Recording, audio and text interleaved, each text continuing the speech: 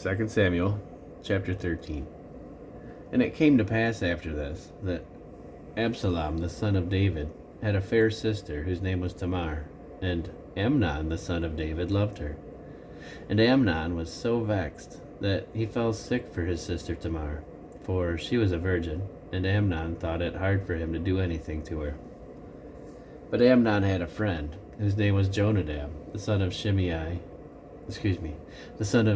David's brother, and Jonadab was a very subtle man. And he said unto him, Why art thou, being the king's son, lean from day to day? Wilt thou not tell me? And Amnon said unto him, I love Tamar, my brother Absalom's sister. And Jonadab said unto him, Lay thee down on thy bed, and make thyself sick.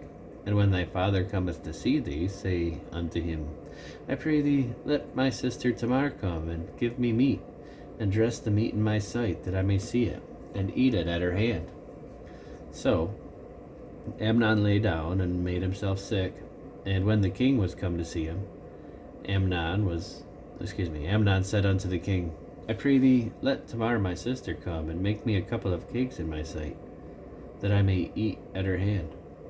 Then David sent home Tamar, saying, Go now to thy brother Amnon's house, and dress him meat. So Tamar went to her brother Amnon's house, and he was laid down. And she took flour and kneaded it, and made cakes in his sight, and did bake the cakes. And she took a pan, and she poured them out before him, but he refused to eat. And Amnon said, Have out all the men from me. And they went out, every man from him. And Amnon said unto Tamar, Bring the meat into the chamber, that I may eat of thine hand. And Tamar took the cakes which she had made, and brought them into the chamber to Amnon her brother. And when she had brought them unto him to eat, he took hold of her, and said unto her, Come lie with me, my sister. And she answered him, Nay, my brother, do not force me, for no such thing ought to be done in Israel. Do not thou this folly. And I, whither shall I cause my shame to go? And as for thee, thou shalt be as one of the fools in Israel. Now therefore, I pray thee, speak unto the king, for he will not withhold me from thee.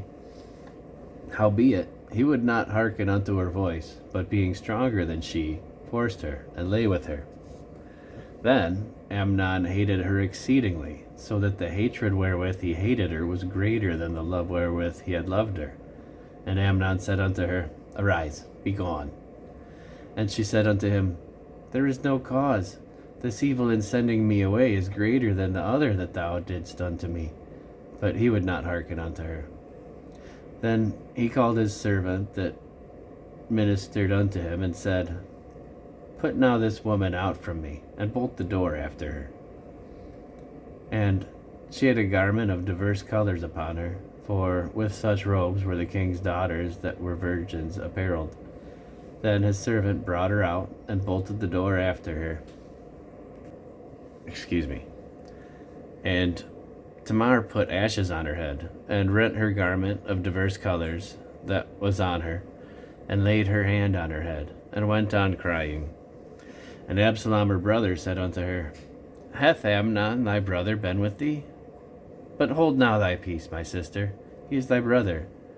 Regard not this thing. So Tamar remained desolate in her brother Absalom's house. But when King David heard of all these things, he was very wroth.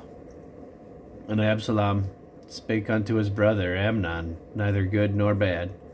For Absalom hated Amnon, because he had forced his sister Tamar. And it came to pass, after 2 full years, that Absalom had sheep shearers in Baal Hazor, which is beside Ephraim. And Absalom invited all the king's sons.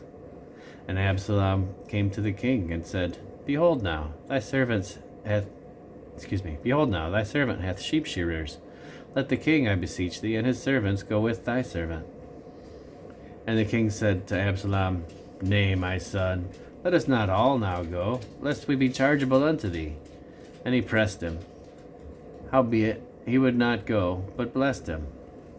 Then said Absalom, If not, I pray thee, let my brother Amnon go with us. And the king said unto him, Why should he go with thee?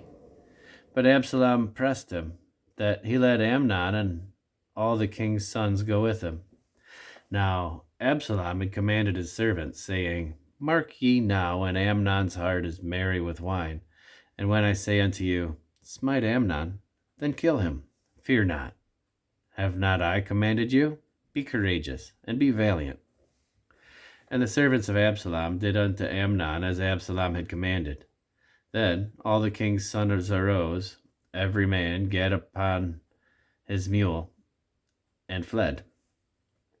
And it came to pass, while they were in the way, that tidings came to David, saying, Absalom has slain all the king's sons, and there is none of them left.